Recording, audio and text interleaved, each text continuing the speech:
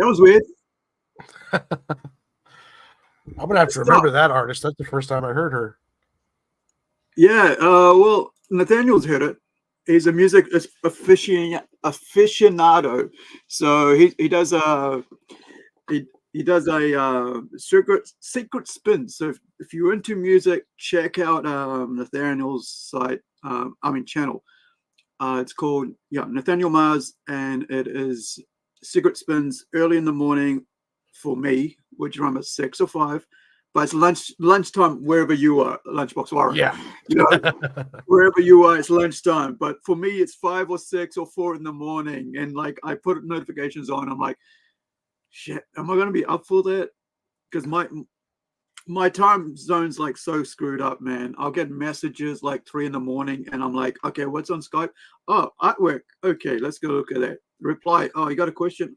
And then I'm like, well, then I'll stay up till the next day. And I've been up for 24 hours. Shit, I need some sleep. But I'm so excited to have you, man. Like, I haven't done an interview for a while or a conversation for a while because I just, been busy with everything. So having you, on and do this is quite refreshing for me because I like talking to people. If you don't get that already, you should know that from what me. It's like I really appreciate you having me on. This is I don't normally do this stuff, but I've been trying to get out more, and I'm starting to work into my marketing gear. So this is so far this is the 3rd show I've done this week. So yeah, it's been an experience, but I really do appreciate having you having me on. Sweet. So there's Nathaniel goes, hello. He's a collector of many things, and comics is one of them. And also, awesome. Ross goes, Lady Hawk. Yeah, I never saw the video before, and one thing I noticed about that was the fact there was watercolors. I was going to ask you, Ross. Like the artwork there was friggin' brilliant. Oh, it was beautiful. That watercolor sky as the car was jumping. Oh yeah, that was great. Really cool. Yeah, video. I mean, so here's the thing about New Zealand, right? So you see that one about. Let me just bring that up so we can see a bit of that. But there's another one that came straight after that. That's done with knitting, right? Oh, wow. We are very weird people down here in New Zealand. You should know, when it comes to creativity and art. So here's the one with like watercolors, right? Oh, where is it? Here. This is probably the pretty cool one here. So instead of like Mount Rushmore, it's got the cats, right? Film her in front of a green screen and then put the pieces in, Yeah. So this is something I've actually done, rotoscoping. When I went to film school way back in 2003, 2004, might have been 2005 when I actually did a rotoscope for one of my short films. And dude, it is one of the most annoying, horrible things to do is rotoscoping. Cutting down a 1 minute thing or 1 second into 24 frames. Oh. And then every 24 frames, there would be a dud frame. So you have to remove that dud frame before every second. Oh, geez. Yeah, because it'll something would go wrong, and it'll spoil that that 24th frame or something. Yeah. And because I'm when I was at film school, I went there to learn how to exploit, film, how to make it into something great, how to make it something different than your normal everyday film, right? So when we were out there doing this, everybody else was just doing, we'll do like the average shoot, edit, send, right? I'm like, shoot, cut up, mess around with it, add color, like how do I make this something more than just a piece of film, right? Digital film. And so it was fun. It was fun, and I'm glad I did it because it taught me so much respect for film and movies and storytelling. And because before I went to that, I was like basically I was stage, I was a stage production manager, I was a stage writer, I was a stage actor. And so I spent 6 kind of years before that. Then I went to film school. So I went there with a goal. And this is the thing about life, right? If you don't have a goal, Yeah. you're not going to really achieve anything because you will give up the moment it gets hard. But I had a goal to go and make a feature film. And I did that. Right. And I got a little silly award here somewhere showing that I got, I made a short film, even though I made an hour and 15-minute film. So that's amazing, though. I dabbled in filmmaking a little bit when I was younger, and it was just the amount of moving parts is just amazing. Yeah. And that's why when I came back off it, like I was doing short film, like on the weekends, because I was doing shift work. And like when I wasn't employed, I was able to do Saturday, Sunday. And then I got shift work and I wasn't available because one of those, Saturday I had to go to work and Monday, Sunday I had off. And so everybody that was on some other frame, Monday to Friday, they're like, oh, we need you to go and film this for us. Come in this film set, do this film set. I'm like, I can't. And then I was like, I'm working, man.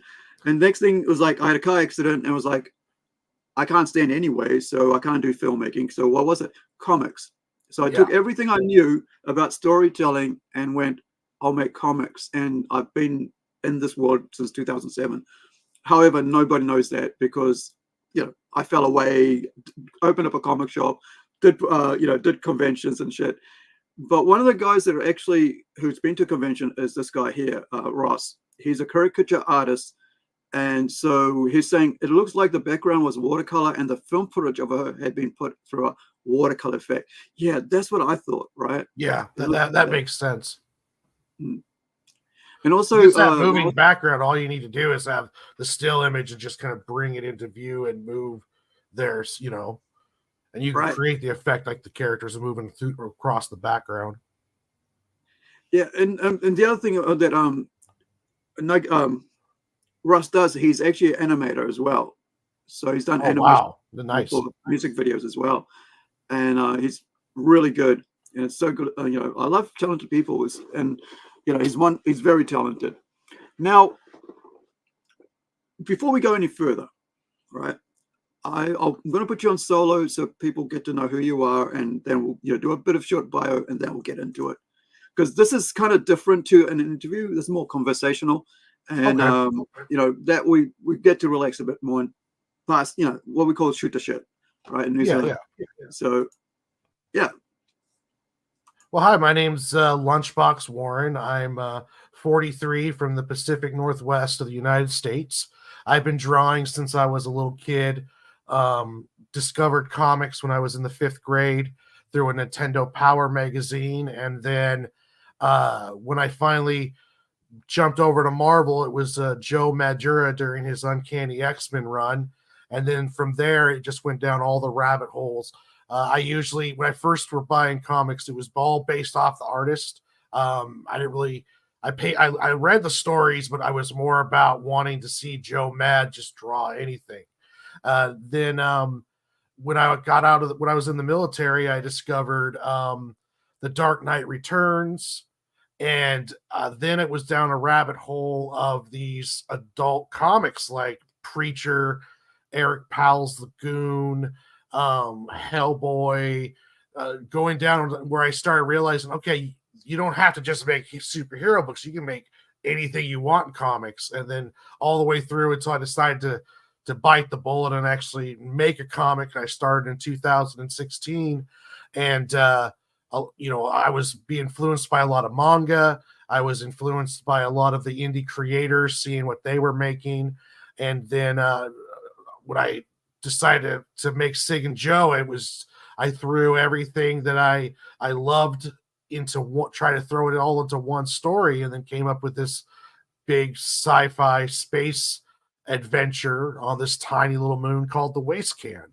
But yeah, I always was hesitant on pulling the trigger on making comics because there was a confidence issue. And if you're gonna draw the interiors of comics, you need to know so much. Like in sequential artistry is like its own art form by itself. And It's just I dived in head first and I just started making my series, and I had made some pretty big mistakes. I had to start over after 56 pages, and now I have almost 3 issues of Sig and Joe done. The first one is on Kickstarter. The fourth one is all in the layout scripting stage, and by the end of the year, I should have all 4 of those issues done and out. I've got a AP Superverse crossover planned. I've been doing some one shots, and what started off as just like I'm going to try to make one issue turned into now I have like 4 different kinds of series going on at the same time, and I'm doing practically everything on them except for I have my business partner Max Weston does the editing and the lettering, so everything else is done by me on the book. So, but yeah, it's been a pretty crazy wild ride. I'm just now learning how to market myself and how to create and build a fan base and diving into that part of it. But it's like every part of comics seems to be its own profession that takes years to master, and I'm trying to juggle all of it myself, and it's been a challenge, but it's I can't see myself not doing anything else now. I got to that breaking point you get to as a creator, and now I'm going to be making comics no matter what it seems like, but I'm having a blast doing it. Awesome. So I'm going to put up the Kickstarter page here so we can give people some reference to what we're talking about today. Heck so yeah. This is Sig and Joe, and this is the part 1 of 4 of the Train Heist Arc. Yes, it reminds me of like the Demon Slayer. Was it Demon Slayer? The Train to what was that? Or something like arc? Yeah, it's one of the best arcs in the series so far. Entertainment District was pretty good too, though. But I forgot what was the name of that one. The tree. Yeah, but I know what you're talking about. Yeah. So now, when I looked at it, I was like, why do you have such a low sort of like for us in New Zealand that's like 815. Now the reason I could think of is like because you did it all yourself, right? Yeah. The overhead costs for me is extremely low because I'm doing all of the artwork myself, and I'm doing my grayscale cell shaded style because I can't color because I'm colorblind, and it makes it digital color, or I could color, but I can't do it at a level to be a pro. So I'm just right now doing it in my gray wash style, which it's not just a straight black and white. It's more of like taking an animated cartoon and putting it into a gray black and white mode. There's lots of gray tones in there, and I put my cell shading, the smoke on cigarette I try to draw more realistically. So I'm kind of creating a style while I'm going along with this. Now, one thing that really surprises me about this is that being colorblind, right? Not being able to see any color, or see certain colors. For people who don't know, and like myself, I know only a very minor thing about colorblindness. Do you want to tell us a bit about that, please? Okay. So when you have your color scale, you have red and you have yellow, and as those 2 colors get closer to each other, it turns into like orange, and there's all these different hundreds of shades that you can go through that you can see. Now, with color blindness, there comes a point in between the red and the orange where I can't see those shades. So everything kind of just blends to the same color. I mistake purples for blues. I mistake greens and browns not the hardcore colors, but when it gets into the shades, they call them tertiary colors. Essentially, you have your primary, secondary colors are made out of 2 primaries, and then you take a primary and a secondary, and it makes a tertiary, which is like your red, yellow, or like a shade of red that's between orange and red. So when you get into those higher shade levels, I can't see those. My mind just keeps it at a pretty much a block color all the way across. And then when you get into digital, it's even worse. Like physically, with markers, I can do better. But if I get onto digital, how like in the art programs it has the color wheel and you move the little dot around, I couldn't find green if you put a gun against my head and tell me Right. find green or I'm going to shoot you. I'm just going to be like, you're going to have to shoot because I can't tell. I can't find any colors except for white and black because everything in between, I can never get the shades just right. So for me, it's already learning a bunch of stuff as it is, then trying to work around that.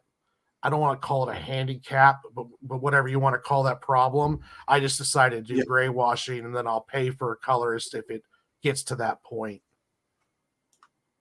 But yeah, so it's interesting. So, like, I'm looking at this here, like I'm thinking, like, well, it must be so hard not being able to figure out. Like, I mean, when we look at work, I mean, for us, like people who don't have that issue, right? Yeah. It's just normal for us to see what colors where, and because of comic books, you either have black and white or you have color. People don't mind it as such because we're so used to not having color comics. But I mean, black and white comics, noir as we call them. But one of the things is like not actually, when you're not used to not being able to see those colors, you don't think about that. And I think these are things that it kind of like as creators, it makes you think twice. Like, I mean, and not what I mean is like I appreciate my site more, right? Because I'm able to see all these colors but I mean, like I'm nearsighted as well, or farsighted, I can't tell. Like, everything gets blurry close to me, and so I understand that. But when that happened to me, I was like, "Whoa, what's it like with people that can't see?" That's the first thing I thought of, right? If I'm not able to like, and I think that's one of the things about like things like this, that when we come across people, and I don't mean like to kind of like some sort of poor Warren kind, but the fact is that I get to realize for myself, learn for myself, and appreciate a bit more of what I have. And I think a lot of us don't do that a lot, and it feels like we don't sort of like appreciate what we do have. And we're always looking at the grass over there and going, oh, they have a better life and better things, but then we realize, it'd be cool if we just made our situation better, and then we'd be appreciated more. So, what was like when you went to the military and stuff? How did you? What is fifth grade for you guys over there? Oh, fifth grade. What age is that? Yeah, that's I want to say 12. Okay. I believe, it's like 12, 11 or 12 years old. I remember we bought a Nintendo, and it came with like that free year subscription of Nintendo Power. And then that's where I discovered, I actually have the graphic novel, but it was this series here. Yeah. And it was broken up into little sections and released in every issue for the year. And that's where I first really discovered like a different kind of comic than your usual. And also when I had access to a comic, because where I lived, there wasn't comic books around. The closest comic book was a spinner rack in a grocery store 30 miles away. So that was kind of like my first introduction. And plus I just loved it so much. And I started trying to draw the pages and the characters. And I was drawing Yoshi for like 3 years after I discovered that series. And it just kind of really sparked an interest in the comics when I saw the spinner rack at the grocery store going around, and then I saw that Joe Mad Uncanny X-Men art, and I was like, "Ooh, what is this?" And that just blew my mind. And from there, I was hooked. Yeah, I've got Joe Mad's hardcover of Spider-Man Wolverine, which took him like almost 2 years to draw. Up there somewhere on the bookshelf, because I was like, I knew that comic was coming out, but it took so long. People had basically dropped out, but then he finally got it out and was available in hardcover, and I was like, I gotta have that in hardcover, and you get to see his beautiful work. Now, so Nathaniel's saying like he had the same free Nintendo Power subscription. It also had a Zelda comic too, which I have the graphic novel of.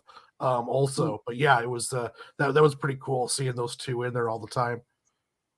Yeah, and the thing here is like people come to comics through different means, and it's not always the comic shop, it's not always the bookshop. and like I came to comics because there was a neighbor like back in Fiji's somewhere there was a Goofy doll, a Goofy comic book, right? And then my neighbor across the street who was reading 2000 AD at about 8 years old, same age as me, right? Yeah. And because his parents had a pet shop right next to the local bookshop where I lived. They don't have that anymore, neither of them. But like in my mom's little town, and so we used to read that every week because 2000 AD came out weekly, unlike the US Comics Monthly, and so you got to pick up a British comic every week talking about fascism, talking about Judge Dredd, robots, and that's why I have a very eclectic sort of taste in life, when it comes to comics. It wasn't until like maybe 15 when I discovered Valiant on the spinner rack that you talk about, right? Yeah. At a secondhand bookshop, a secondhand store, they had a spinner rack with Valiant comics in this town that was further up from ours. And to think that like you could get Valiant there, but you couldn't get Valiant at the bookshop in my town, but you could get on a spinner rack at this other place. And I don't know what happened to my comics because I've had so much of my stuff lost over the years. But like, it's interesting that there's so many avenues, and now people just say, well, you can only go to comic shops or you can only go to, digital also. But like, if you can get comics anywhere, get out to anywhere you can. Yeah. Because you don't know where. I wish it was more wildly available still. It used to be every drugstore, every gas station, mini mart had a spinner rack or a catalog magazine area, which usually had a section of comic books, whether it be just like Archie's or it could go even deeper into Marvel along those lines. Yeah. Now it's like you have to go either online or you have to go to a specialty store, and then comic book stores.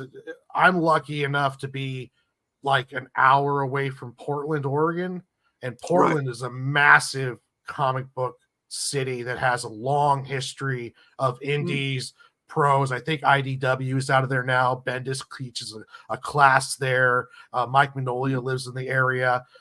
So I'm lucky enough where you go into there and there's a bunch of shops still operating and still going strong. But I do miss, and I think it's sad that you can't they're not so readily available like they used to be. And because I was able to go talk about comic making to a middle school. My aunt's a teacher there, and she let me talk to practically the entire school all through the day.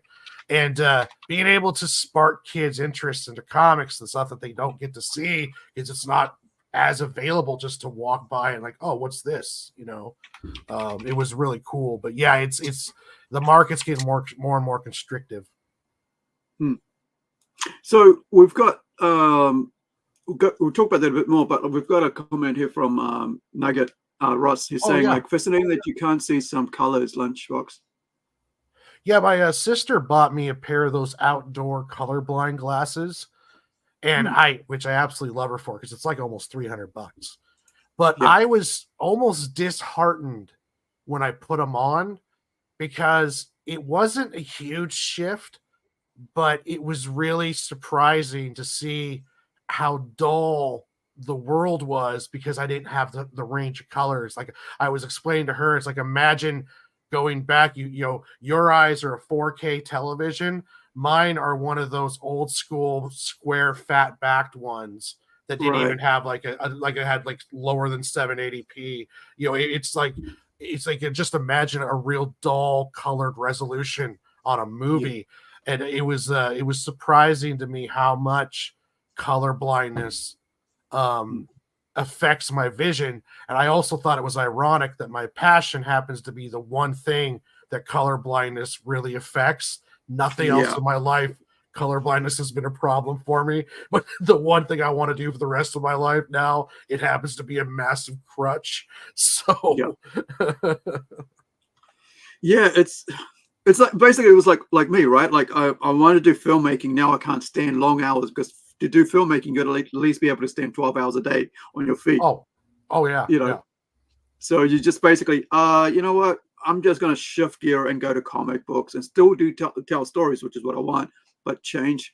But yeah, you're right. I mean, like, comics are such a colorful, because I think in the sense, like, that's why I say, like, it doesn't matter if it's black and white, because you can still read in comic books in black and white. I mean, that's why we release our digitals in black and white, because you get to see the purity of the art, right, without anybody else. It's just the artist interpretation of it. Now, we got Pete in the chat, and he's going, "We want Warren," but he's not happy with saying it once. He's saying it twice. We want Warren. Pete Vasquez, he did a variant cover on my first issue of Sig and Joe on the Kickstarter. Is it on the Kickstarter? Yeah, it's on the page there. It's the last cover. If you scroll down just a bit, you'll see Sig and Joe in space, and that is right up there. That one right there. Yeah, that one is Pete Vasquez's cover. Available on there. All the covers are available for $10 plus $5 shipping in the US. It's more if you go international, but everyone knows that. The other two covers, or the other two variants, were done by me and colored by Phil Leon.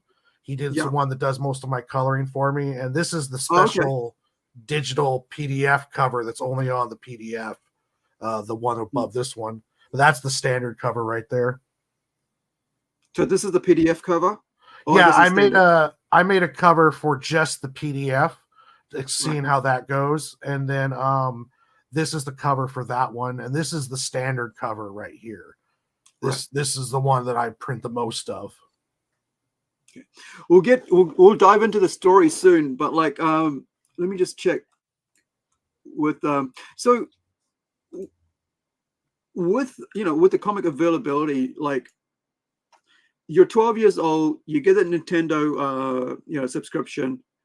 Now, did you ask your parents to do that for you, or was that something that came along with? Because I have no idea about Nintendo subscriptions or anything like that down here. It came along with it. I'm not a gamer, so I have a Nintendo there, or PlayStation or something that my dad gave to me a couple of years back, and I have an Xbox 360, but I don't class myself as a gamer. I've like probably about 100 games, but I still don't, because I'm a comic guy, so I don't think of myself as a gamer. When you bought the Nintendo, and I can't remember, I think it was a Super Nintendo, it came with like a card, like a postcard that you could fill out, and you send that off, and then they would send you the monthly of the Nintendo Power, which was a monthly magazine that they put out. You could also find it on newsstands too. So we were having that one sent right to the house, and it was like it was just a GameStop magazine, if you ever seen any of those, showing different games. But then the ones that I was getting, they started showing the Super Mario Brothers comic strip, which at the time was a manga, and I didn't even know what manga was. And they didn't advertise it as a manga. They just, this was the Mario Brothers script. So that was like my first introduction to manga, and I didn't even realize it. And then they also had the Zelda one, which was also a manga, and both of them were in color, and they were both directioned the right way. So I don't know if it's technically be a manga, but it was manga artists that were working on them. Yeah. But yeah, it was just it was pretty cool. I think this is where everybody's like talking about like this thing about manga is new, and you just proved that it's not new. You've got a whole generation, because you're 12 and you're 43 now. So that's 30 years of people looking at animation, like anime and manga, and reading and being seeing that as a new thing, right? Yeah, seeing as something that was for them would work, that was their thing. In the sense, I'm trying to word it right here. So it's what attracted them to the art form when Marvel and DC dropped the ball, which was 30 years ago. And so now you have a generation who don't care about comics in the American standard form of what we call comics, the mainstream comics, because over that 30 years, you had kids growing up. Like, I've got friends who are 30 years old who actually have watched more anime than I have, because those animes they watched was rarely available on TV to them when I was watching them on DVD, right? Yeah. When I was watching Princess Mononoke, when I was watching, Ninja Scrolls, it was on DVD, but they were watching anime on friggin' TV every morning or every afternoon growing up for the last 30 odd years. And this is where, I think Marvel really did a disservice to lose their audience, and they have kept losing it. They lost. They started doing after the Image rebellion, if you will. They stopped. They still do this to this day. Marvel doesn't want rock star artists because rock star creators need more money, and then they can leave them and go off and do their own thing. So that means Marvel needs to either put up more cash for them or they move. And they've been gun shy ever since the big Image rebellion, if you will.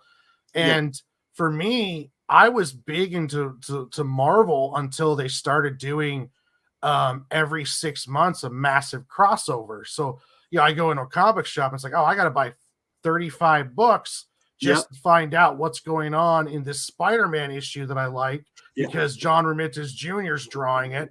But now if I want to know what's going on, I got to buy all these other books.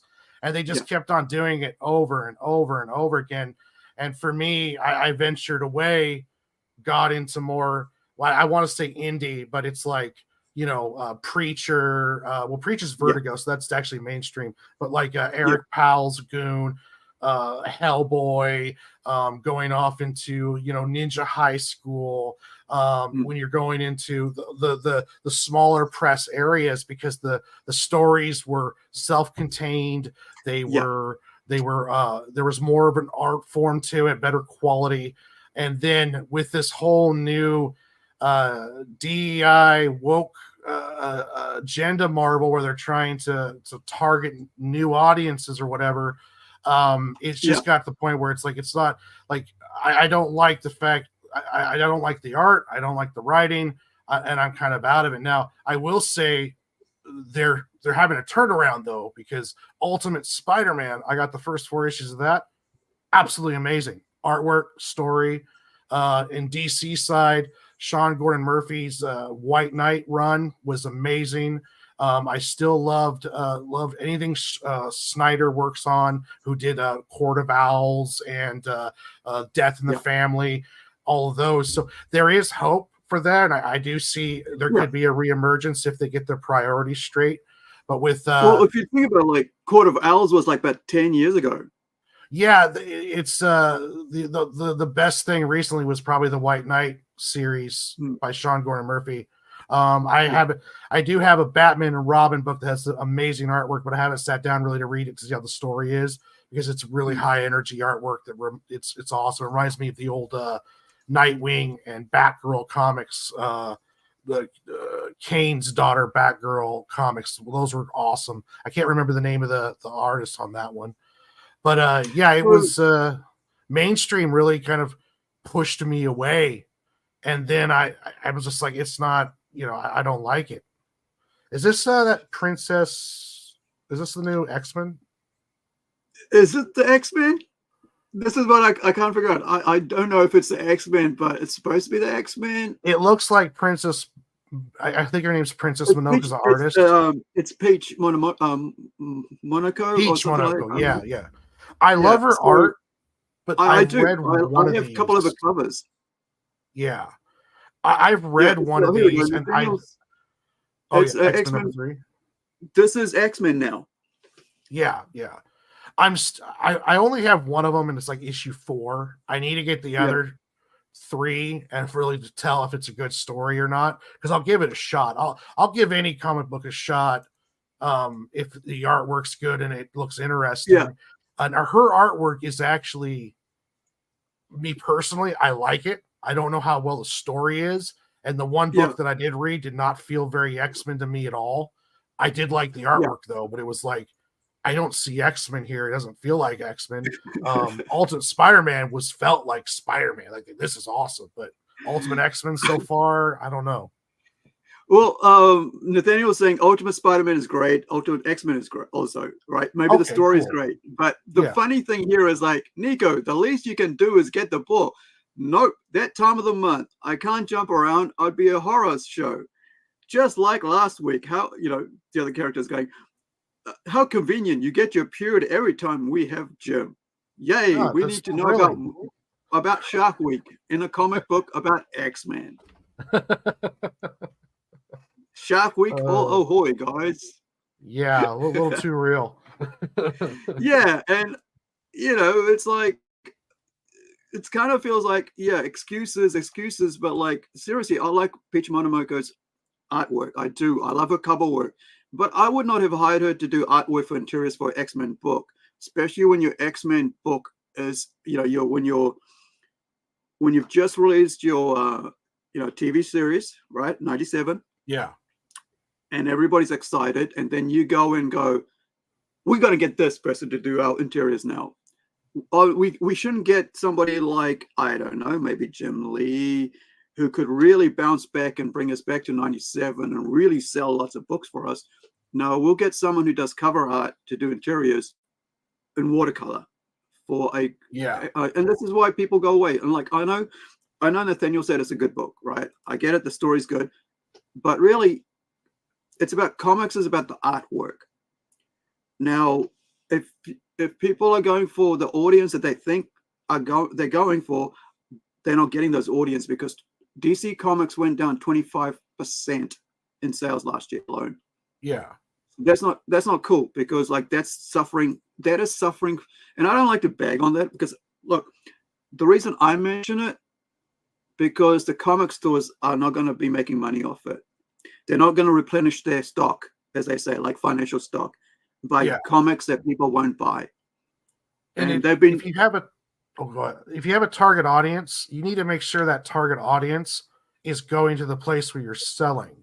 So if you have a target audience that doesn't walk in the comic book shops, and one of your main distribution hubs for that comic is a comic book shop, then you really need to think about what's your, it's like, is this the right direction I want to go? And if I wanted to target a certain audience, you need to have that book in areas where that audience goes to, buys, along those lines. Like, is this book going to do better in a graphic novel form at a Barnes and Noble, because the target audience might be there, as an example, right? And you're right about that, because see, like if that was Barnes and Noble or a comic book or a bookstore, buy this one from Macmillan Books, right?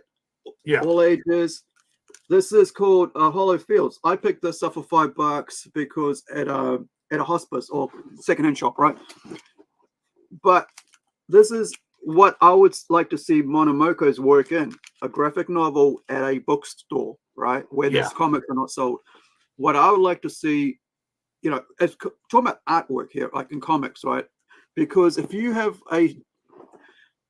decades of high quality interior art from quality interior artists, and then you basically give somebody that book who belongs to something like this in a bookstore, you're doing a disservice to people who are going to buy that comic book expecting something really cool, because you've got a track record of putting pretty cool interior art out there. Then it's it's either it's a 50-50 fail or success, right? Yeah. And you want a success right now. You need successes in the comic store, and they need to follow the X-Men 97 playbook, where it's like, we might sprinkle in some of the new stuff, but we're going to cater to the hardcore fan. And like you mentioned, like they don't even have to dust off any of the older artists, but they should be. But there's plenty of high level, even in indie art, that you could be drawing from if you just were willing to pay and willing to have that, let the creatives flow. If you're going to do X-Men 97 and you're not on the phone with Chris Claremont saying, hey, would you like to do a run of X-Men? Then you're not doing it right. You should be bringing in, even if it's rock star artist with a new writer or a rock star writer with a new artist, you can be energized if you cater. And and like you said earlier, you have comic book shops are viable and they can be saved, but it's the quality of the mainstream product that's what's killing those shops. And Ultimate Spider-Man shows that there is an audience there. The book is on its fourth printing. It shows that there's an audience that wants to take this stuff in. You just have to give them a little bit of quality. You don't have to go playbook old school, but you do have to cater to the audience that's walking through there with the art and the story and along those lines. Peach, she's famous and she does have an audience. So you're going to have people who only buy her stuff who might venture into a comic book shop for the first time, and you might create a shop runner out of them. But you should also be thinking about, how much is that actually going to happen? And is it worth giving her such a big title? Like maybe she should be doing essentially what would be a one-shot graphic novel with a character of her choice and let her enjoy, go nuts. But when you give them such a main title, it's like you got to be real careful because you could be alienating a lot of fans if they don't like her style, and the story and the art and along those lines. Well, Nathaniel, agree somewhat, right? It's a total change working mutants into a manga horror. You can do that, but in a self-contained story, not an ongoing series, right? And that's what you're saying. That's why I think that stuff like this is really cool because you're branching into graphic novels, and this is where Peach's book would have been perfect. Hey, we're going to get Peach Monomoko, a graphic novel, whatever, 4 issues, whatever. And like Sean Gordon Murphy's White Knight was like a standalone story, not part of an ongoing series. Because it kind of, you don't want to break, you really don't want to break the, what is it called? Like continuity, right? With art. Yeah. And this is something Glenn said, we got this great art in this comic book. Then I went to buy this one. The art was like very bad. And next thing, the next one's good. You don't want to do that because that puts off people going, well, I don't want if the next artwork's going to be good or bad. And I think that's why indies is really good because you know what you're going to expect, right? You know what to expect. And if the person you're supporting has got this side of art, that's what's going to go all the way through because it's that person that's on that artwork, right? It's not somebody new. And I think you're right on the sense that they don't want to have superstar creators because that means you got to pay superstar prices. But that's the whole point of it because those superstar prizes and creators are bringing you more money, right? Yeah. Like that thing with the Ultimate Spider-Man, right? Because that suddenly just blew up. Out of the blue, it just went, this is a good book. Everybody, this is a good book. Buy it. Even I got me a Baron cover because I was like, it's a good read. I liked it. And I haven't been into Spider-Man until, when 2003, 4, this is when I started to come back into comics. And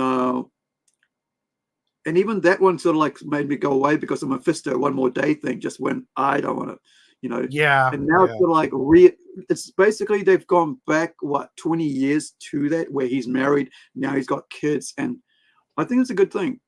So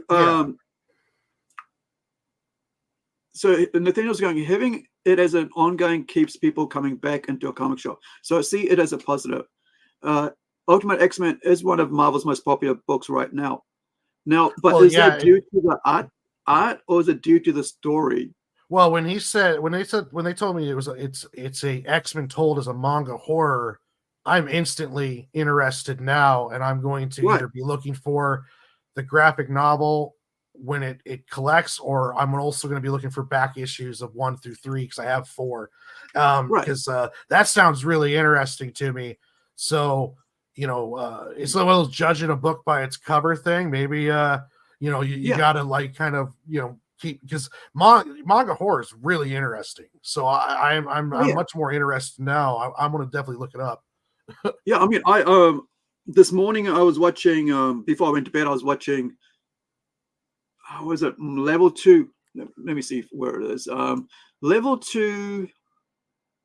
Chilling in a world, chilling in another world with a level 2 super cheat powers. Right. That's what I was watching beforehand. Right. So I watch more anime than any other form of media. So entertainment, I should say. So this is what I was, so for me, manga, anime, I'm watching, all the time. And that's a great story. There's it all starts out romantic, what have you. And then suddenly you get to one episode and he's just like going to town on this chick because she hurt someone he loves. He just goes to town and you're like, I thought I was watching a calm, normal, happy joy experience, and then he gets to the situation. It's like, yeah, it was the pacing was perfect. But I love good mixing of genres like that.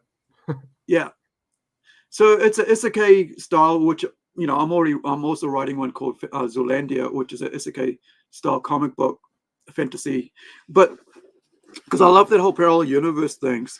And and you're right, like I wonder if like this ultimate ultimate X-Men, right, with this whole is just a 6 issue series, or if it's an ongoing series, or if it's just a standalone arc. Because I think with the manga standalone arc, I think you're right, it will, it's going to work if it's a standalone 6 issues, because this just becomes like a freaking indie comic book, right?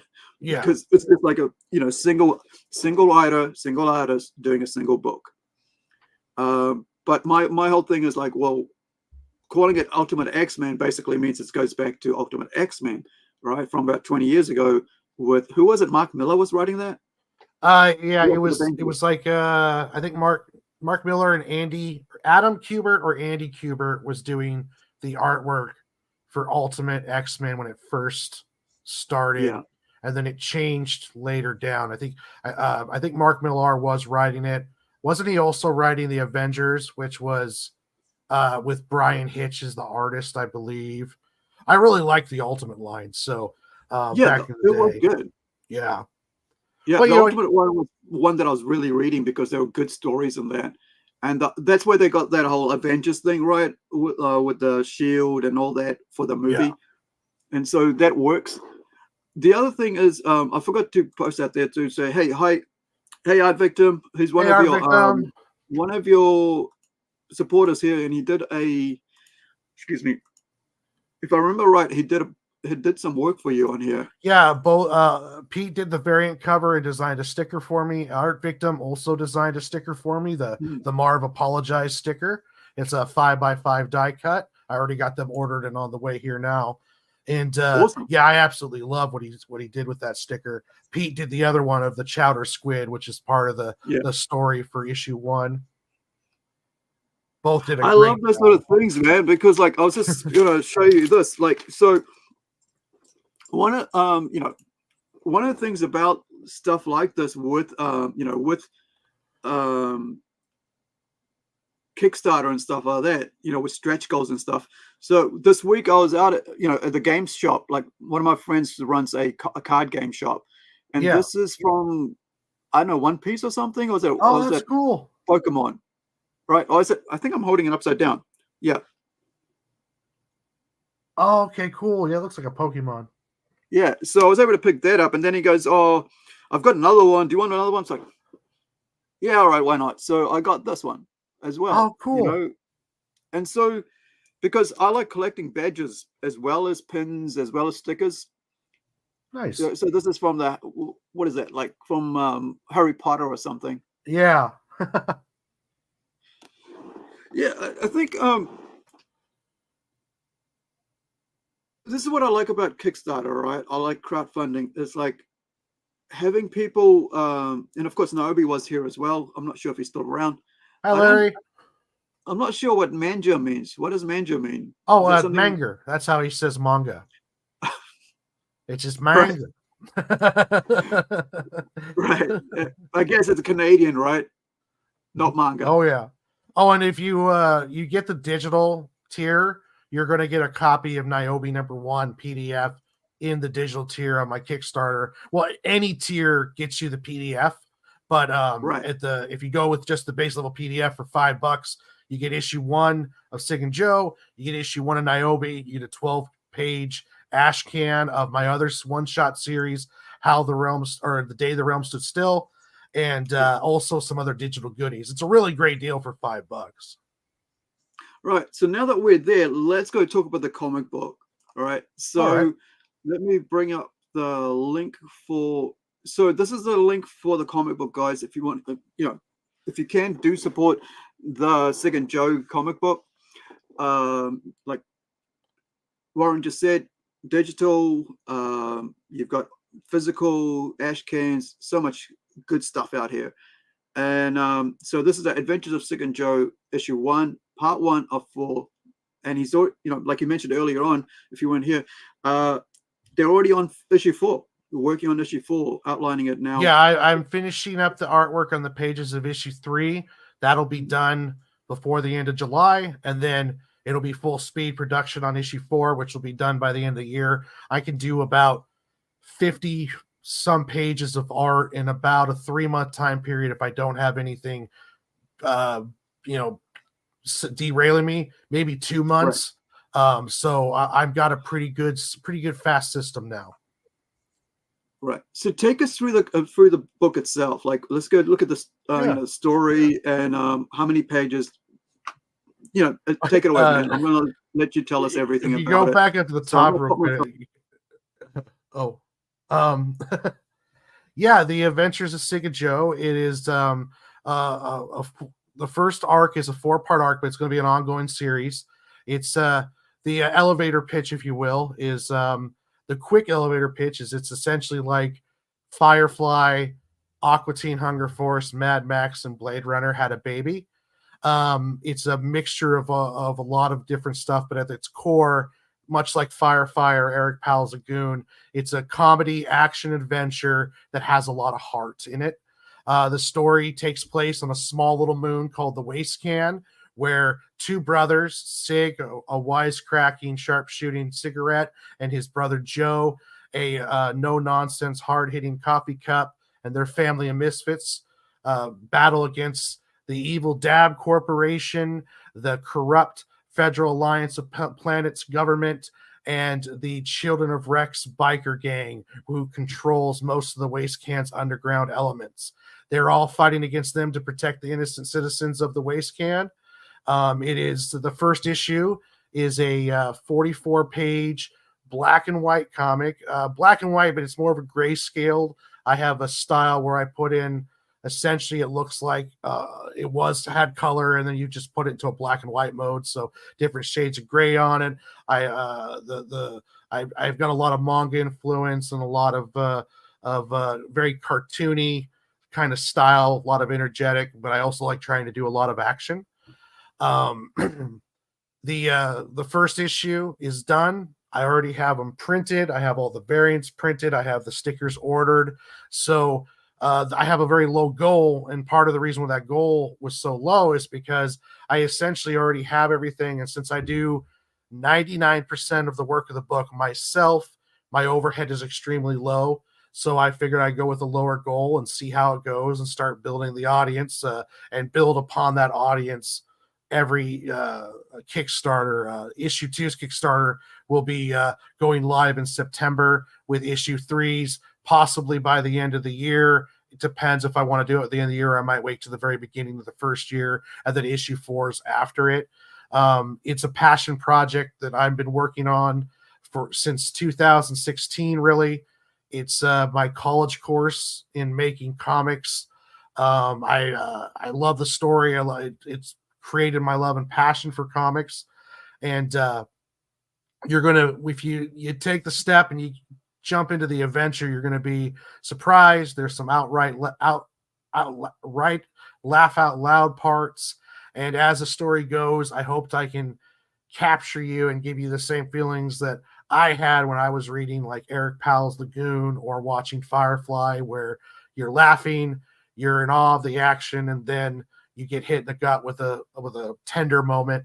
And that's the kind of atmosphere I'm trying to create. And the most important thing with Sig and Joe is the book is made to be fun, and you have fun reading it, and you get entertained. I've got a $5 PDF tier. If you just want to jump in and see what it's like, you get a copy of Sig and Joe issue 1. You get a copy of Niobe's #1 by Larry Higgins of Niobe Comics, a great series, and you'll get the first PDF of that one. You'll also get a 12-page kind of preview ash can of my other one-shot series, How the Day the Realm Stood Still.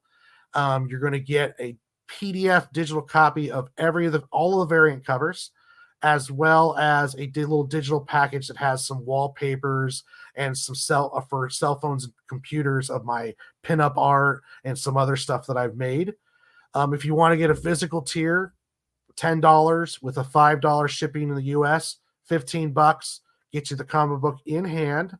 I'm also offering the sketch covers, blanks for artists out there who want to have a blank so they can draw their own cover on it. Or for $50, I'll draw a wraparound hand-drawn cover of Sig and Joe, which I already have. I already have 3 of them made. I also have one from Pete Vasquez, so a hand-drawn Pete Vasquez Sig and Joe cover. This is one of my absolute favorites here. It's kind of a homage to Spider-Man's first cover right here. So this is the kind of thing you'll get, $50, and it's got the full comic book on the inside. And you can also buy a pack of blank sketch covers, 5 of them for $40. I'm offering stickers created by Art Victim and also Pete Vasquez, as well as 2 stickers I created of my own, a Sig and Joe logo sticker and the LunchBox Comics sticker. As an add-on for $30, I'll draw a full drawing on the inside of your Gemini cover. There's a lot of just really cool stuff, and for $125, you can get everything. I'll send you all the stickers. I'll send you a custom cover. I'll send you all the variants. And it's a great deal in this tough time. It's a fun book. I tell people it's a great book for a great price. And if you don't catch me this time around, a like and the share is amazing. And hopefully I can catch you on the next one. But yeah, Sig and Joe, you will not be disappointed. This title page picture here, this is a new one I created last night. I wanted to try to change up the campaign a little bit, and also I'm kind of poking fun at the boobs meta that people talk about on Kickstarter. So I drew that picture for that. But yeah, it's a funny, great little project, and we're gonna need a boob cover. It's Kickstarter, you got to have one. So, but yeah, it's the tongue-in-cheek humor. Silly characters in a kind of serious situations at time, and it's going to shock you and surprise you in ways and hit in more of the feels, especially as I'm learning. Like every comic, every page I do, I try to get better. So issue 3, story formatting, page composition, action is a lot better than issue 1. But you're going to see as you go along a major growth and progression, and you're going to kind of travel the journey with me as I learn starting making comics, and you're going to kind of watch as you read the story how I get better up until issue 4 arc and then beyond. I have plans to do, I say 100, but it could be anywhere from 50 to 100 issues worth of content in order to get the whole story done. I don't exactly know how many pages it is because I don't break down my stories that way. I write the story, I do the dialogue, and then as I'm laying out pages, the page numbers will make itself known. I don't try to be like, okay, I got to do 24, along those lines. But yeah, there's the sales. I'm getting better at it. Like, started off, I couldn't do a Yeah. sales pitch to save my life. Now it's getting a little bit better, but it still needs a lot of work. Yeah, well, I mean, that's the whole thing, right? It's all learning, and you kind of figure out what. Oh, okay, I'm going to leave that up for next time. I'm going to leave that for the next time. Like, the cool thing here is that when it's your own creation, right? When you're talking about your own stuff, it's the passion that comes out, right? Yeah. And I realize I've been watching some other people who aren't creating this stuff, and they're not creating this stuff, and they talk about it. There's no passion about it, right? Yeah. When it's your work, when it's your baby that you've built up, and that you're making, you got your hands on, you have excitement about it because you want to see it succeed, and and you want to see it reach as many people as possible, get as many into as many people's hands as possible. And I think that's what, like Nathaniel was saying, looks like a lot of fun. And the cool thing is Nathaniel's in America, and so he doesn't have to worry about someone like me who has to pay a lot more to get some stuff over. But then again, here's what it comes down to. If you aren't able to pay for freight, you got digital. Yeah. And I use digital with Kickstarters. Am I going to like this or not? Well, I'll do the digital. And then when issue 2 comes out, I'll get 1 and 2 because I really like it. So sometimes digital can be used for those people who's like, well, I don't know if I want to spend the $15-20 it's going to take to get a comic. I'll try the 5, see if it's cool, and then I'll catch you on the next one, kind of deal. Exactly, because that way you actually aren't losing out on a customer, but you might be actually gaining more on the back end, because now you've actually got 2 comics out to that person in physical as well as a digital the first time around. So now you've got 3 sales, and I think that was my concern when I was going into this, because after INCREDI-GIRL with that campaign, we came short for a couple $100, and so I was like, what do we do with with the whole freight thing, because it's kind of like hurting us on the end of freight, because people don't want to spend $30 for a single comic. But then again, if you're buying variant covers, right? Say, oh, you got 3 covers, and now you're saving like 3 times the amount of freight costs.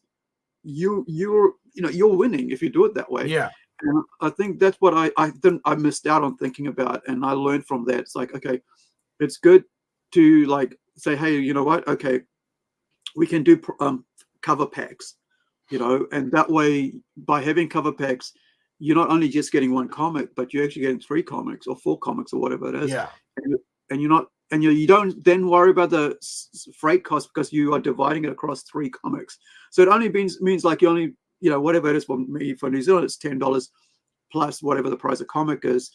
And so it works better that way. And I think I kind of dropped the ball not thinking that way. But now I'm like, yeah, and you're right. I mean, if you miss out on the first one, buy the digital and go, well, I want to try it out.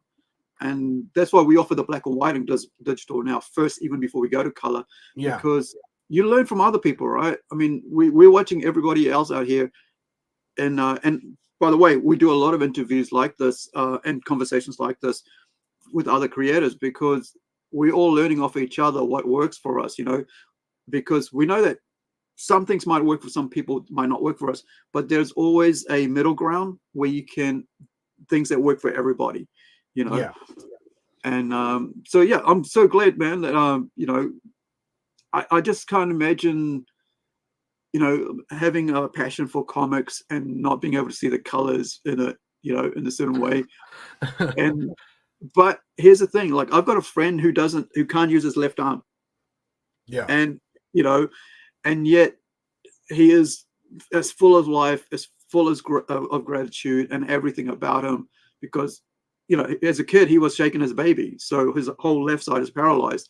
And so we hang out each week, and we're like just buddies, just walking around like normal people, and people kind of look at him, go, and I'm like, there's nothing wrong with him. He carries my shit, even on that one arm he can't use. I always try to look at everything positively too, because it's just when you're going through this the whole process, and you know, it's work for somebody else, when someone who might need the work.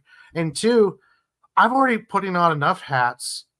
I don't need to learn how to try to color too. I'll let someone else handle that. And because, you know, just doing them, everything about individual part of comics is like a full-time profession. And I've noticed I call it like a do-it-yourself kind of creator, that there are a lot of cons to that, you know, on quality, on how much I can actually put into each element, because you're trying to do 5 full-time jobs. One of those, 2 of those, 3 of those are going to suffer because of that, and your weaknesses are going to come out real quickly. When you're paying for an artist, you have full control over quality. So you don't like what this artist is doing, I'm going to pay this one over here.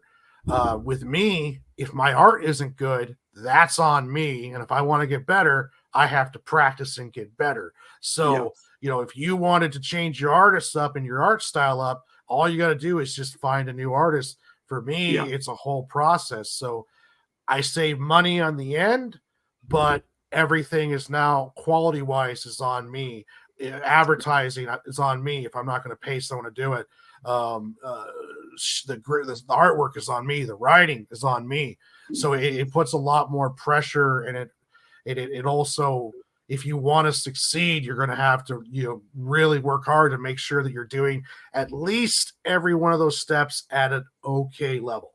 You know, you should do some of them good and excellent, but, you know, at least the bad ones at okay, you know, because if you suffer in one area, you're just not going to make it. And that's a great thing about, I mean, that's why I love working with teams, right? Because you know what your weaknesses are, and I think that's the best thing you can realize early on. What are my weaknesses, right? What can I not do, right? And then find someone who can. And you know, it's just, I think this whole I think the indie scene is the best scene around right now in comics, because there are so many people available around the world for work, and who aren't gonna, like, you know, do their B grade work for you. They're gonna bring their A game all the time. But you're hiring people for their work at that level of work. You're not hiring someone to be Jim Lee and then pay them peanuts, right? You're hiring people for whatever their value is. So, you know, like when you know, basically when it came to coloring, it was like, okay, this is the 2 levels that I can charge you rates for what you can. And I went, okay, I'm happy with this level, and this is the level that I can afford to pay, and that's what I accept. And I think, you know, with the quality of work that's out here, I think we you know, and the fact of internet has made connecting with creators like yourself, like myself, like Nobi, like Art Victim, like Pete, like so many others, you know, around now, that we're able to connect with them and find out who else they know, right? Who else is available. And so there's this beautiful level of talent that's available now that wasn't available before internet. Even in the last 5 years wasn't available, because the lack of, like, the failure of the mainstream comics has allowed people to look elsewhere for work, and to be more negotiable, or negotiate on prices as well, right? For page rates and stuff, which makes it easier for us as creators to be able to afford that. Whereas, you know, if somebody comes to you and like want Jim Lee prices, and they friggin' don't do Jim Lee work, you know, you're not going to pay them Jim Lee prices. You're just going to go, I'm going to find someone else, buddy. You know. And this business will humble you very quickly. Like, I could easily go out and say, I'm worth $100 an hour interior pages. But if no one's willing to pay that, then that means you're overcharging for what your services are. If Jim Lee comes out and says, okay, for this one time, I'm going to do a book at $100 a page, he's going to have people kicking down his door to get him to draw a comic book. So the business will teach you very quickly, you know, like with, like, you know, in the chat, Larry of Niobe Comics, you know, he runs a well-oiled machine that's putting out high-level, pro-level work.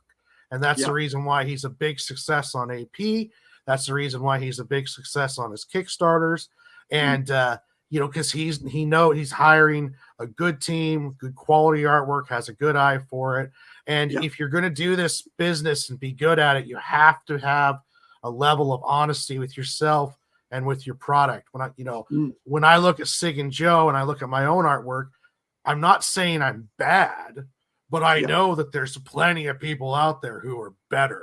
And I know I can see a lot of growth in my book, in my style. I see where I have to make the improvements, and you got to learn how to balance being critical of your own self, but at the same time, having that confidence to keep moving. Like I always try to keep everything positive. So if someone does better art than me, I'm like, okay, that's awesome. Now what can I learn from them? If someone has a book out and it does 10 times my sales, but I think mine's better, I'm not going to be like, well, there's this crap, this is unfair. I'm going to be like, okay, good for you. That is awesome. I'm happy for you. Now let me see what you're doing that I can do to make myself better, and that's kind of, you have to have that level of I don't want to say humility, but you just have to have that honesty with reality. Yourself. Reality. Because if you don't, reality will smack you hard in this business, know. And I always tell people the worst thing as a creative you can hear is nothing. When you put out a product and you hear silence, I would rather have someone rake me over the coals for an hour on a video, because at least you read the book and you got a response out of it. When you hand out a book and you don't hear anything, you're just like, oh Jesus, like you're just trying to, it's like, that's terrible. So it's you got to have a tough shell, and you got to be honest with yourself if you want to grow. If you don't, you're just going to stay in one place, blame everyone around you, and not get anywhere. I had, like, this past weekend, or was it last week? What's today? Saturday. Oh yeah, last Sunday, right? For New Zealand, we had last Saturday. Sorry, I had, who did I have on? I had we do a weekly or fortnightly, comic, toy unboxing, toy collectors thing.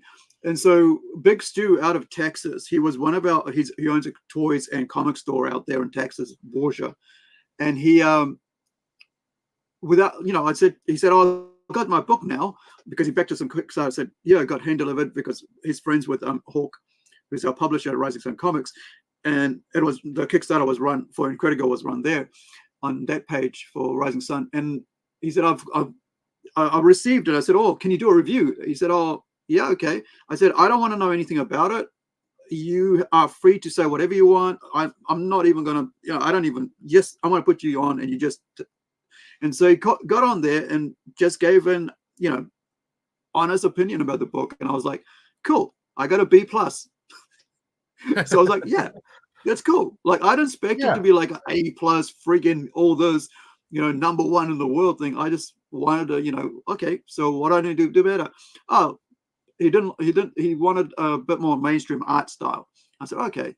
And I wasn't sure what that was, but like, some critiques and reviews are just opinions. And I always tell people, reviews aren't for the creator. Reviews are usually for an audience, and critiques should be lined up to be what they think is wrong and how you can get better. And I've learned that just because someone that you trust says that they don't like something doesn't necessarily mean you have to change it. But there should be little stuff filed in the head, if even the most cruelest words, like your book, I don't get it. Well, okay, maybe it's just not for them. Or do I need to work on my composition, on my storytelling, because maybe something's getting lost in the translation? And you have to have, it's a juggling act, because you don't want to go and change everything just based off of one person's opinion. But there is stuff that you can snippets, and you can, it takes a little bit of dissecting what the words were. Some people are very eloquent. I gave out my book for free last year, where I was like, anyone who wants to review this and tell me on the side what they think, it'll be very appreciated, because I wanted to hear unbiased and opinions. And one person wrote out like a 4-page critique, and it was super detailed and super useful. Other people were all like, It's good. So it's like you got to take it how it is and dissect it down. And if someone says it's shit, well, then you're like, okay, well, is it shit, or is it? It's not necessarily means it's shit. It just means that type of person doesn't like it. So I start narrowing down audience. Any kind of words or any kind of opinion can be useful. Just depends on how you dissect and look at it. Yeah, I think sending out review copies is good because you go, I want your opinion. Yeah, right? yeah. Tell me where I can fix this. What don't you get? Is there any mistakes? Is there any grammar that I missed out on? Because I noticed that, like, for me, because of my head injuries, I miss words. I don't even see the words being missed. I just see them there, and I'm like, what do you mean they're not there? It's like, see that space? There's nothing there. I'm like, oh shit, And so I'm very conscientious about sending out review copies to to people. It doesn't matter, people like I know that are going to actually read it and critique it, not just read and go, oh yeah, that was good, thanks for the read, Yeah. But I think, if you want honest criticism, you're going to get it, and I think you can't put out anything unless it's gone through a review process, because you're right, like, you're humbling yourself to go, okay, is my work good enough? How do I fix it before it gets out there? And that's a cool way to look at things, I think, especially with the art, because once it's print, you cannot change it. It's out there. So, I think that's why doing what you did, and I guess as well as what I do, was sending out reviews, probably for anybody who's out there watching, who's new to comic books. It's a good thing, because ask for criticism on the book. A critique is it's not criticism. Criticism always comes, it's almost like people being negative about it. A critique, as we were taught at art school, was that you read it with that impartiality. You're reading it as a book itself, as a work itself, and you look at the grammar, you look at the art style, what can be fixed, what isn't making sense, what can be better, how can and that's where the critique works, where criticism doesn't. Yeah, criticism is more of just an emotional response, and sometimes it's just theater. I had a review where they raked me over the coals, but I was honestly confused if they even had read it, because of what what they were saying. But I learned real quick that one, it's only opinion, and two, that there was a lot of stuff once I swim through the personal pain it cost me that I could find was really good, useful information. And it's you need to have that opinion, because you need to know, like, nothing you ever do is going to be perfect, and you're going to get better as you go. Like, I told myself, one thing I didn't want to happen to myself was I get caught in that loop where it's like, it's not good enough yet, so I'm not going to release it and continue. I'm going to just keep working on it until it's perfect. And then I realized, well, if you do that, sometimes you just never move anywhere. You just stay at the starting line, waiting to get everything just perfect before you start down the track. And I realized that for myself, I would rather create a comic book that's shit and learn a shit ton of stuff with it than not put one out at all, trying to make it perfect. And I've been doing that with everything now. It's like issue 1, I'm just going to make it. 56 pages later, I forgot to leave room for lettering, so now I have to redo it. Lesson learned. I learned the importance of character designs. I learned the importance of having dialogue before you start. Marketing with this Kickstarter, I've learned you have to practice and know your sales pitch.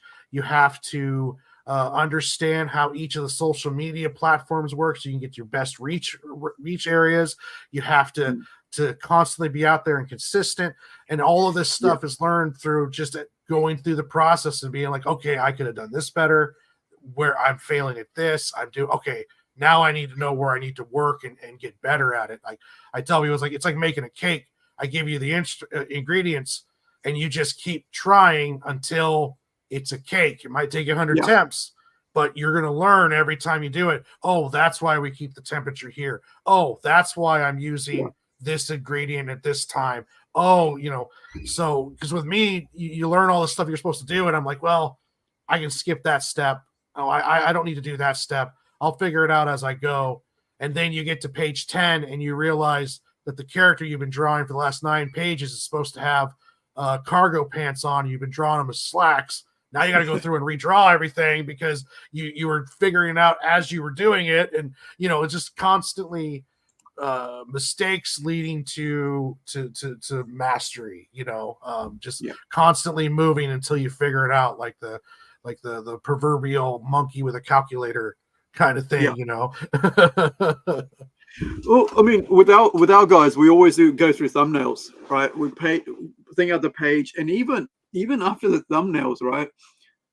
The thumbnails come across, I go and letter them on top of it, and then I'll go, well, we kind of need to reorganize the art to suit it, or I need to reorganize the thumbnail, the speech bubbles to suit it. And even when we go back and do the pencils, the full pencils, sometimes we still need to go and change it. And then and then when we get to inking, same thing. Until one of my guys this morning goes, I'm still not happy with this here, right? And I'm still not happy with this. And until the both of you are happy, then then it's not final. And I think that's the problem with people like, oh yeah, it's okay, just let it go. And I think you got to be critical of yourself about your what you're trying to do. And one of my guys, I said, we're creating art. Art is subjective, and we're going to try to do our best to tell the story the best we can between the two of us. And then when we get the colorist, and he can do the color thing. But until then, we're working together towards a goal to tell a story our way, and this is something that I think a lot of people try to do it somebody else's way and try to compete with other people. I think when you just let go of that, you become a bit more relaxed. Like, I got to do it that way, doing comics the Marvel way or DC way. But then you're not DC, you're not Marvel, you're you. No. Well, when I was drawing, I've been learning 2-point perspective, panel composition. I read the legends of both Western and manga, studying their panels, studying their pages. And I've noticed that I tell people, like, I'm really good. I'm getting really good at doing 2-point, 3-point, 1-point perspectives for the backgrounds and for foreshadows, or not foreshadows, but different, perspective. And it's like, well, how did you do it? I realized that if you try to stick so closely a stickler to the rules, it never looks right. But then when I just kind of used the principles that I learned and almost free-handed it, and then it may not be right, but it looks right. And there's been my creative process as it goes along. I went to very rigid to now I'm starting to relax more, and the artwork is getting more energy. The pages are getting better composition because I'm not trying. I don't want to say I'm not trying as hard, but it's more along the lines of trying to stick to a rigid rule base. Now I'm just opening myself up more. Like this page right here was a page that I added into the story because after I had my good friend Larry look over the book, he was like, this front part here is a little, I'm not quite sure what's going on. So I added 5 pages of story and dialogue to the front. And a lot of the stuff that I was doing in this stuff, I was just, learning to try to, oh, hold on. Oh, sorry. Yeah. Let me hear a little guest here. His name is Bear. I don't know what's going on, why he's away from his mom, but I will hold on to him right now. Yes. But yeah, it's interesting to me. The better my stuff looked, the less I was following the rules, but just more of like using the rules as a base and then allowing myself to like, okay, it doesn't necessarily have to be right. It just has to look and feel right. And then, I noticed that a lot with the Western style too. It's like, okay, like this guy's not doing proper perspective with this shot right here, but because of what he did with the energy and the body position, the energy just springs off the page for you. So yeah, it's been a great process trying to learn this and to get going on it.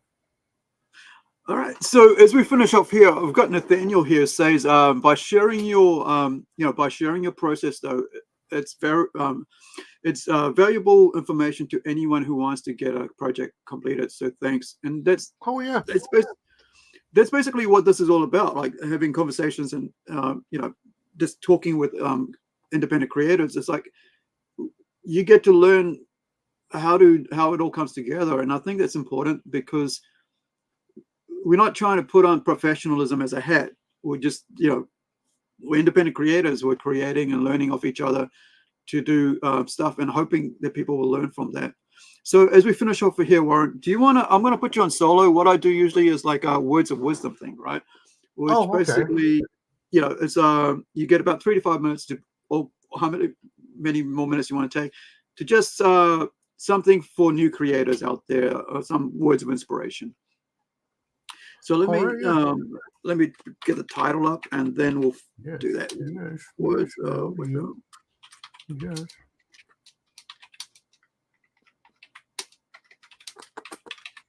Because I know it's late out there, but let me just say. So we got one more from Nathaniel, and he goes, "Yes, agree. Not everything has to make complete sense. Great to hear that. Recognize. Excellent."